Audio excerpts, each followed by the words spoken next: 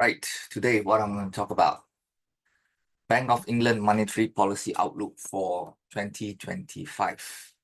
Okay, so as the Bank of England, i.e. the BOE, heads into 2025, it faces the delicate task of calibrating its monetary policy in response to evolving economic conditions, both domestically and globally as well.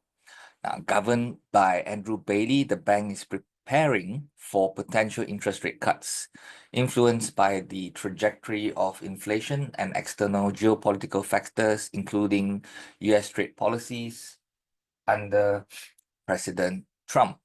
Okay. Now, the BOE has already implemented 2 rate cuts this year, okay, bringing the key rate down to 4.75%. Now, if you look at this chart right over here, despite a recent uptick in inflation, you see it was below, the target is at 2%. There was an uptick to 2.3% in October from 1.7% in September. The general trend of inflation has shown significant declines from the highs experienced in late 2022, where it was at the 11+%. As you can see from the chart right here, right? So what's the immediate future and December rate decisions? Now, considering the current economic indicators and external uncertainties, a rate cut in December 2024 seems unlikely, okay?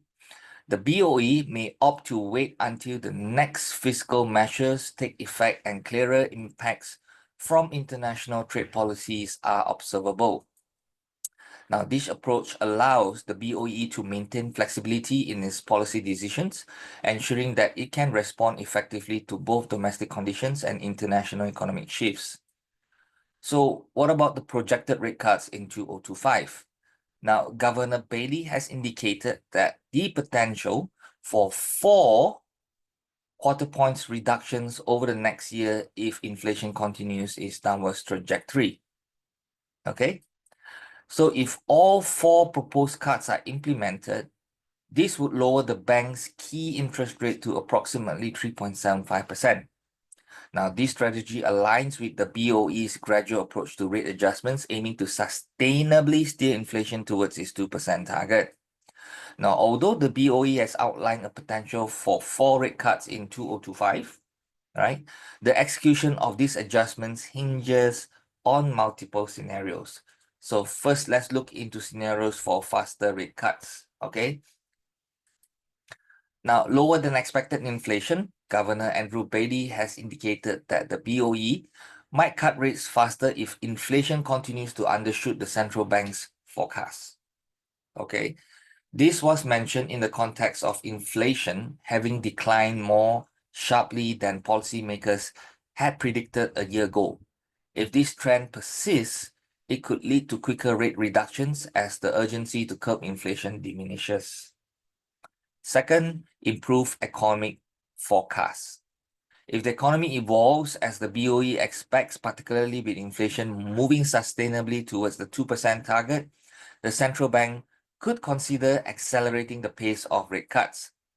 Now, this scenario assumes that other variables such as global economic conditions and domestic fiscal policies support an optimistic economic outlook. Okay, so these are the situations whereby the expectation is for the rate, to drop faster than the usual. Okay, so next, that would be the scenarios to maintain or slow rate cuts. Now, persistent service sector inflation. This is an issue that we're seeing. So despite the general trend of declining inflation, service sector inflation has remained unhelpfully sticky, according to Bailey. Okay, if this trend continues, the BOE may opt to maintain current rates longer or slow the pace of future cuts to ensure that inflation across all sectors aligns with the overall targets. Okay, so this is one news that you need to check: service sector inflation.